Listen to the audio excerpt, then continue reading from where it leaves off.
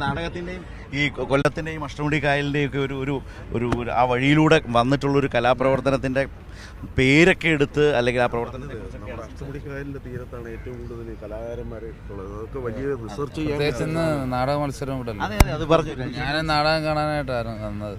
നാടകം ചെണ്ടയും അത് ഞങ്ങളുടെ കൊല്ലംകാരുടെ ഒരു വികാരമാണ്. നാടകം ഈ കേരളത്തിൽ എവിടെ നാടക സമിതി ഉണ്ടെങ്കിലും അഡ്രസ്സ് കൊല്ലമായിരുന്നു.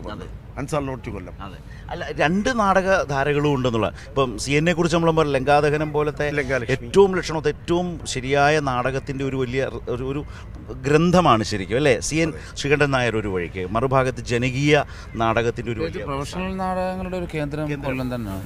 അപ്പം ഞാൻ ഇന്നലെ ഒരു നാടകം കണ്ടു, നമ്മുടെ മണികർണിക സങ്കീർത്തനാണ്. പിന്നെ ഞാൻ ഇന്നലെ നാടകം കണ്ടു മറ്റേ സിയാറെ. ഇവിടെ രണ്ട് തരത്തിലുള്ള രാഷ്ട്രീയത്തിൽ നാടകം ഉണ്ടായിരുന്നു. KPSCയുടെ നാടകം ഉണ്ടായിരുന്നു. തീർച്ചയായിട്ടും ഒരു ഗവൺമെന്റ് ഇവിടെ ഉണ്ടായത് ഒരു നാടകം കൊണ്ടാണ്. നിങ്ങളെ കമ്മ്യൂണിസ്റ്റ് ആക്കിയ നാടകമാണ്. പിന്നെ മറ്റേ കോൺഗ്രസ്സുകാരുടെ നാഷണൽ തിയേറ്റർ ഉണ്ട്. അതെ അതെ, പ്രധാന കാരണം. നാടക സങ്കല്പം. ഞാനൊരു നാടക സമിതി ഇപ്പൊ ഇറക്കാൻ ഉണ്ട്, സാഹിത്യ തിയേറ്റേഴ്സ്. നമ്മുടെ ഹേമന്തിന്റെ ആയുഷമാണ് ആണല്ലേ, വിലാസം താൽക്കാലിക സാഹിത്യ തിയേറ്റേഴ്സ് റിഹേഴ്സൽ തുടങ്ങും. പേരെന്താ? വിലാസം താൽക്കാലിക പിന്നെ നാടക ട്രൂപ്പ് സാഹിത്യ തിയേറ്റേഴ്സ് നേരത്തെ ഉണ്ടായിരുന്നതാണല്ലോ. അതെ, ഇടയ്ക്ക് വെച്ച് അതെ അതെ. അതിന്റെ കേന്ദ്രം കരുനാഗപ്പള്ളിയാണോ? ക്യാമ്പ് കരുനാഗപ്പള്ളിയായിരിക്കും. MLA സൗകര്യാർത്ഥം കൂടിയാണ്. സാഹിതി വലിയൊരു പൊളിറ്റിക്സ് രാഷ്ട്രീയം കൂടിയാണ് നാടകം. അതുപോലെ കരുനാഗപ്പള്ളിയുടെ വലിയൊരു കലാകാരനാണ് മരിച്ചുപോയ അഹമ്മദ് മുസ്ലിം. പിന്നെ കരുനാഗപ്പള്ളിയിലെ KSRTC ഡിപ്പോ, അത് നാടകത്തിന് വേണ്ടി മാത്രം ഉണ്ടായിരുന്നൊരു ഡിപ്പോ. സമൂഹത്തെ അവിടെ അതിലൂടെ കടന്നു പോയിട്ടുള്ള നാടക പ്രവർത്തകരല്ലേ. സമൂഹത്തെ ബോധപൂർവം മതവൽക്കരിക്കാനൊരു ശ്രമം നടക്കുകയാണ്.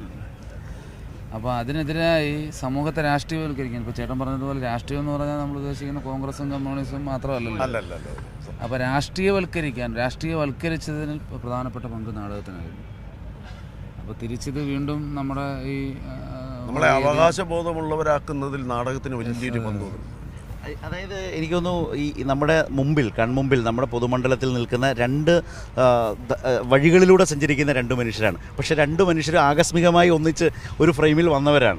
മാത്രമല്ല രണ്ടുപേരും നാടകം കാണാനാണ് വന്നതെന്ന് പറയുമ്പോൾ രണ്ടുപേരുടെ നാടകത്തോടുള്ള വല്ലാത്തൊരു അഭിനിവേശം, പാഷൻ കൂടിയാണ് അവർ. ഏതായാലും MLA ഇപ്പോൾ ഒരു നാടക സംഘം തന്നെ അല്ലേ, ഒരു തിയേറ്റേഴ്സ് തന്നെ സമിതി വളരെ പ്രൊഫഷണലായിട്ട് തന്നെ പ്രൊഫഷണൽ സമിതിയാണ്. അതങ്ങനെ ഒരു അപ്പോൾ പിന്നെ സ്വാഭാവികമായിട്ട് ഇന്ന് നാടകം കാണാൻ വരുന്നു. കഴിഞ്ഞ ദിവസങ്ങളിലടക്കം നാടകം കണ്ടതിനെക്കുറിച്ചാണ് CR മഹേഷ് പറഞ്ഞത്. രാജേഷിൻ്റെ കാര്യം പിന്നെ പറയേണ്ട കാര്യമില്ല. മലയാളികൾ മുഴുവൻ അറിയുന്ന നാടക പ്രവർത്തകനാണ്, അഭിനേതാവാണ്. ഇവിടെ സിനിമയിൽ അഭിനയിക്കുന്നു അല്ലേ. ഇന്നലെ കിഷോറിനെ കണ്ടിരുന്നു ഇവിടെ വെച്ച്. കിഷോർ ഇന്നലെ വൈകുന്നേരം ഇതുപോലെ രാത്രി ഞാൻ നോക്കുമ്പോൾ ഇതിലെ ഇങ്ങനെ നടന്ന് കലോത്സവം കണ്ടു. അപ്പോൾ ഞങ്ങൾ സംസാരിച്ചിരുന്നു. അപ്പോൾ പറഞ്ഞു എഴുകോണിൽ ഉർവശി ചേച്ചിയുടെ മലയാളത്തിൽ അറിയപ്പെടുന്ന ഒരുപാട് നാടക അവരും കൊല്ലമാണ് അവിടെ ചവറ. അതെ അതെ, ഒരുപാട് നാടക പ്രതിഭകളെ സമ്മാനിച്ചിട്ടുള്ളത് കലോത്സവ വേദികളാണ്. അപ്പോൾ ഞങ്ങൾ ആഗ്രഹിക്കുകയാണ് നാളുകളിൽ ഒരുപാട് നല്ല നടന്മാർ, നടിമാർ, നാടക പ്രവർത്തകർ ഇവിടെ ഒന്നും ഉണ്ടാകട്ടെ. കരുനാഗപ്പള്ളി കാര്യമുണ്ട് കേട്ടോ. ട്രൂപ്പിലേക്ക് ഭാവി കാലത്തേക്കുള്ള നല്ല മുതലുകളെ കിട്ടുമോ കരുനാഗപ്പള്ളി എന്നുകൂടി ഒരു നോട്ടമുണ്ട്. കരുനാഗപ്പള്ളിയിൽ ജയകുമാറേട്ടൻ, അതെ, പിന്നെ ചെറിയിക്കൽ ജയകുമാറേട്ടൻ, ആദിനാടി ശശി, അതുപോലെ തന്നെ പിന്നെ മുസ്ലിം ഇക്ക രാധാകൃഷ്ണേട്ടൻ. ആദിനാടി ശശി കഴിഞ്ഞ പ്രാവശ്യം പ്രമാണം വീണ്ടും അവതരിപ്പിച്ചായിരുന്നു. അതെ അതെ അതെ, കളിച്ചിരുന്നു. ഇതൊരു വലിയൊരു നാടക. അതെ അതെ, എടുക്കും. ഇത് ശരിക്കും പറഞ്ഞാൽ നിങ്ങളിപ്പോൾ വലിയൊരു കുഴപ്പം ഉണ്ടാക്കിയത്. ഇനിയിപ്പോൾ ഇതൊരു വലിയ പ്രശ്നമാണ്. ഇത് ആരൊക്കെയാണ് വിട്ടുപോകുന്നുണ്ടോ അല്ലേ? പക്ഷേ എന്താ വെച്ചാൽ ഒരു നാടിനെ കുറിച്ച്, ഒരു നാടിന് നാടകത്തോടുള്ള അടങ്ങാനാവാത്ത സ്നേഹത്തിൻ്റെ എത്രയോ അടരുകളാണ് വളരെ സാന്ദർഭികമായി സംസാരിച്ചപ്പോൾ നമ്മുടെ മുമ്പിലൂടെ ഇങ്ങനെ അഴിഞ്ഞു വീഴുകയായിരുന്നു.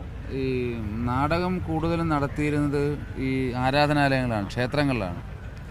ക്ഷേത്രങ്ങളിൽ നിന്ന് നാടകത്തെ എല്ലാം ഇപ്പോൾ പുറത്താക്കിയിരിക്കുകയാണ്. ഇപ്പോൾ അങ്ങനെ ക്ഷേത്രങ്ങളിലൊരു നാടകവും ക്ഷേത്രങ്ങളിൽ ഒതുങ്ങേണ്ടതല്ല. അത് വർഷങ്ങളായിട്ട് ഇത് NN പിള്ള അടക്കമുള്ള ആളുകൾ ചർച്ചയ്ക്ക് വെച്ചിരുന്നൊരു സാധനമാണ്. കാരണം ആ ഉത്സവം ആഘോഷിക്കാൻ വരുന്ന ആളുകളുടെ മുമ്പിൽ എന്തിനാണ് നമ്മൾ നാടകം കളിക്കുന്നത്? അവരെ ആഘോഷിച്ചോട്ടെ. നാടകം കുറച്ചും കൂടെ സീരിയസ് ആയിട്ട് കാണേണ്ടതാണ് എന്നുള്ളൊരു സംവാദം. പക്ഷേ ഒരു നാടക പ്രസ്ഥാനത്തിന് അതിന് മുന്നോട്ട് പോകുന്നതിന് ഈ ഉത്സവ പറമ്പുകളുടെ ഒരു പിന്തുണ, കൂടുതൽ നാടകം കളിക്കാനുള്ള അവസരം, കഥാപ്രസംഗത്തിൻ്റെ ഒരു അവസ്ഥയൊക്കെ ഉണ്ടല്ലോ സത്യം പറഞ്ഞാൽ. ആ വഴിയിലേക്ക് നാടകം, ഈ പ്രൊഫഷണൽ നാടകങ്ങൾ പോകാനും പാടില്ല. കാരണം അത് വളരെ സജീവമായി തീവ്രതയോടെ നിൽക്കേണ്ടതുണ്ട്. കുറച്ച് രാഷ്ട്രീയം സംസാരിക്കേണ്ടതുണ്ട്.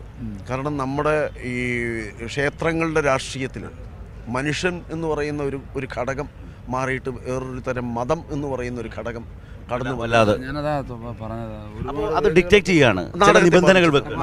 ആ വേദികൾ ഇപ്പോൾ തിരിച്ചു പിടിച്ചത് ഈ നാട്ടിലെ സാംസ്കാരിക സംഘടനകളും ക്ലബ്ബുകളുമാണ്. ഇപ്പോൾ ഈ ഓണാട്ടുകരയെ പ്രത്യേകിച്ച് ഞങ്ങളുടെ പ്രദേശത്ത്, ഞാൻ ഇന്നലെ നാടകം കണ്ട കാര്യം പറഞ്ഞില്ലേ, ഞാൻ മിനിഞ്ഞാന്ന് നാടകം കണ്ടു. അതായത് തുടരെ നാടക മത്സരങ്ങൾ, പ്രൊഫഷണൽ നാടക മത്സരങ്ങൾ നടക്കുന്നുണ്ട്. നാടകോത്സവങ്ങൾ നാടകോത്സവങ്ങൾ അത്ഭുതകരമായി ഈ കൊല്ലം ജില്ലയിൽ, പ്രത്യേകിച്ച് ഓണാട്ടുകര, ഞങ്ങൾ ഓണാട്ടുകര ഹൃദയമാണ് ഓച്ചിറ. അപ്പോൾ അവിടെ ഒരുപാട് പ്രൊഫഷണൽ നാടക മത്സരങ്ങൾ നടക്കുന്നുണ്ട്. അതുകൊണ്ട് മലയാളത്തിലെ ഏറ്റവും അറിയപ്പെടുന്ന പ്രധാനപ്പെട്ട നാടകങ്ങളൊക്കെ നാടക ആസ്വാദകർക്ക് കാണാനും ബുക്ക് ചെയ്യുന്നതിനുമൊക്കെ പറ്റിയൊരു അവസരമാണ് ഇപ്പോൾ നടന്നുകൊണ്ടിരിക്കുന്നത്. ഈ നാടകം ഉച്ചത്തിൽ കളിക്കുക എന്ന് പറയുന്ന ഒരു കാര്യം വളരെ ലൗഡായി, ലൗഡ് എന്ന് പറഞ്ഞാൽ അതിൻ്റെ ആശയം, അതെ ശബ്ദമെടുക്കുക എന്നുള്ളത്, ശബ്ദരശ്മിയൊക്കെ വളരെ അവരുടെ ആശയം കൊണ്ട് വളരെ ശക്തമായിട്ട് സംസാരിച്ചിട്ടുള്ളത്. അപ്പം നാടകത്തിന് അങ്ങനെ ഒരു ഇതുണ്ട്. ഇപ്പം ഈ സാഹിതി ചെയ്യണമെന്ന് പറയുന്നത് എന്തോ എനിക്ക് ഉച്ചത്തിൽ സംസാരിക്കാനുണ്ട് എന്നുള്ളതിൻ്റെ ഒരു കാര്യമാണ്. എന്തോ ഒരു ആശയം സംസാരിക്കാനുണ്ട്.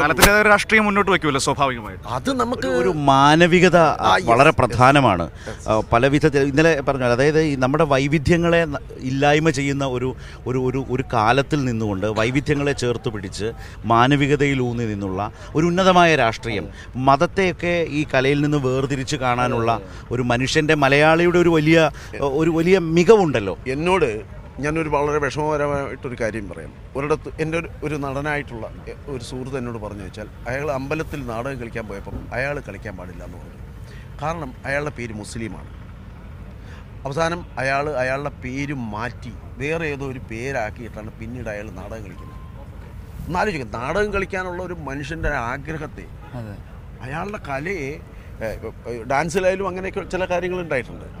പറഞ്ഞാൽ അങ്ങനെ കലയെ അങ്ങനെ പല ഇതിൽ ജാതിയുടെയും മതത്തിൻ്റെയും ഇതിനകത്തേക്കൊന്നും എത്തിക്കരുത്. അപ്പം നാടകത്തിലൂടെ നമുക്ക് സൊസൈറ്റിയോട് വളരെ ആവേശത്തോടു കൂടി സംസാരിക്കാൻ പറ്റുന്ന അവസരങ്ങളെ ഇല്ലാതാക്കരുത് എന്നുള്ള.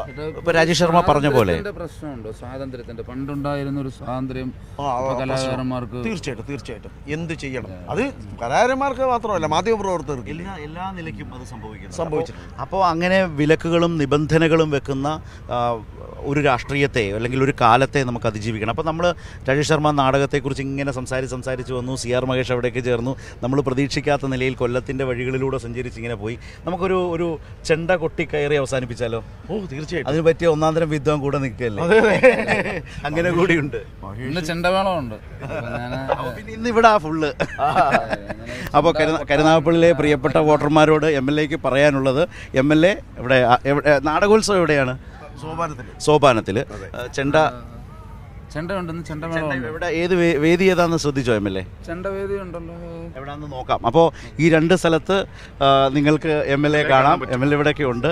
അപ്പോൾ നമുക്ക് ചെണ്ടയിൽ അവസാനിപ്പിക്കാം അല്ലേ? ഈ ചെണ്ടയോടുള്ള താല്പര്യത്തെക്കുറിച്ച് കൂടി രണ്ട് വാക്ക്. ചെണ്ട, എൻ്റെ അമ്മ ചെണ്ട കുട്ടിക്കാലത്ത് പഠിച്ചിട്ടുണ്ട്. അപ്പോൾ എനിക്ക് കുട്ടിക്കാലം മുതൽ ചെണ്ടയോട് താല്പര്യം ഉണ്ടായിരുന്നു.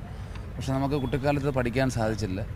മുതിർന്നപ്പോൾ എനിക്ക് പഠിക്കണമെന്ന് അതിയായ ആഗ്രഹം ഉണ്ടായിരുന്നു. ഞാനങ്ങനെ ഒരു 6-7 വർഷമായി ആശാൻ്റെ അടുത്ത് പോയി. കണ്ടല്ലൂർ ഉണ്ണികൃഷ്ണൻ എന്ന ആശാനാണ്. അദ്ദേഹത്തിൻ്റെ പിതാവ് കണ്ടല്ലൂർ സദാശിവൻ, അദ്ദേഹം മരണപ്പെട്ടു. അപ്പോൾ അങ്ങനെ ചെണ്ട ബുദ്ധിമുട്ട് കഷ്ടപ്പെട്ട് പഠിച്ചെടുത്താണ്. പൂർണ്ണമായിട്ടും പഠിച്ചിട്ടില്ല, കൈയൊക്കെ തിരിയാൻ ബുദ്ധിമുട്ടാണ്. പിന്നെ നമുക്ക് സമയക്കുറവുണ്ട്, പ്രാക്ടീസ് ചെയ്യാൻ, സാധകം ചെയ്യാൻ ബുദ്ധിമുട്ടാണ്, സമയം കിട്ടുന്നില്ല. പക്ഷേ എങ്കിലും എൻ്റെ മകനിപ്പം നല്ലതുപോലെ പഠിക്കുന്നുണ്ട്. രണ്ടുപേരും കൂടി വീട്ടിൽ ഈ 30-ാം തീയതി ഞങ്ങൾ രണ്ടുപേരും കൂടി കായംകുളം പുല്ലുകുളങ്ങര ക്ഷേത്രത്തിലൊരു ചെണ്ടമേളമാണ്. അരങ്ങേറ്റം എല്ലാം നേരത്തെ കഴിഞ്ഞ് ഉഷാറായി. മോൻ്റെ എല്ലാം അരങ്ങേറ്റം കഴിഞ്ഞാണ്. ഞാൻ 2-3-4 വർഷത്തിന് മുമ്പേ അരങ്ങേറ്റം കഴിഞ്ഞു. അപ്പോൾ കഴിഞ്ഞ വർഷം ഞാൻ മട്ടന്നൂർ ആശാനുമായിട്ട് ഓച്ചിറയിലൊരു പഞ്ചാരി കൊട്ടിയിരുന്നു. ഉഷാറാവട്ടെ. അതെ, ആശ്രമം. ഇന്നത്തെ ചെണ്ട മത്സരത്തെ കുറിച്ചാണ്.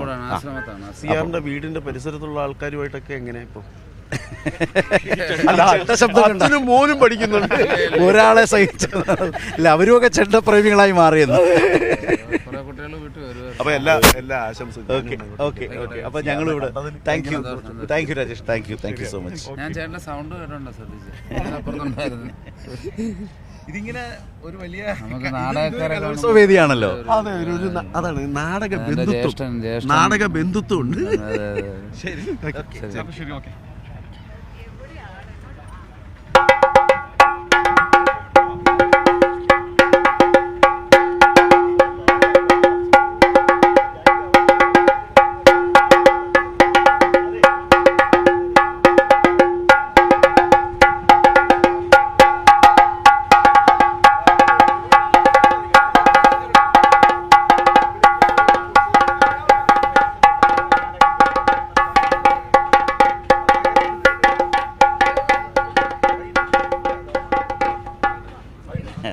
ഞാനിങ്ങനെ ആലോചിക്കായിരുന്നു കൊല്ലത്തിൻ്റെ ഒരു സവിശേഷത.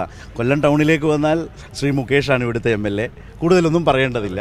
അപ്പുറത്ത് കരുനാഗപ്പള്ളിയിലേക്ക് ചെന്നാൽ കലാസഹൃദയനായിട്ടുള്ള അല്ലേ മറ്റൊരു MLA. അപ്പോൾ കൊല്ലത്തിൻ്റെ ഒരു പാരമ്പര്യത്തെ വളരെ കൃത്യമായി കലാകാരന്മാരെ അവരുടെ ജനപ്രതിനിധികളായി കൂടി ഏറ്റെടുക്കുന്ന നിലയിലുള്ള ചില സവിശേഷതകളൊക്കെ ഞാനിങ്ങനെ സിയാറിൻ്റെ ഈ രാവിലത്തെ ഒരു ചെറിയ പ്രകടനത്തിൽ ആസ്വദിച്ച് നിൽക്കുകയായിരുന്നു. ഒരുപാട് സന്തോഷം. അപ്പോൾ ഏതായാലും കലോത്സവം 15 വർഷത്തിന് ശേഷമാണ് കൊല്ലത്തേക്കുള്ള ഈ കലോത്സവത്തിൻ്റെ വരവ്. വളരെ ഗംഭീരമാണ്. കൊല്ലത്തെ ജനങ്ങൾ ഏറ്റെടുത്തിരിക്കുകയാണ്. യാതൊരു പരാതിയും പരിഭവവും ഒന്നുമില്ലാതെ മത്സരം നടന്നു പോവുകയാണ്. ആയിരക്കണക്കിന് കുട്ടികളല്ലേ അവരുടെ രക്ഷകർത്താക്കളും. എങ്കിലും നല്ല എല്ലാവർക്കും ഇഷ്ടപ്പെട്ട ഒരു കൊല്ലം അങ്ങ് കളറായി. തീർച്ചയായിട്ടും കൊല്ലം കലോത്സവത്തെ ഏറ്റെടുത്തു അല്ലേ? അതെ. ഓക്കെ, അപ്പോൾ വീണ്ടും കാണാം. Thank you. ശരി.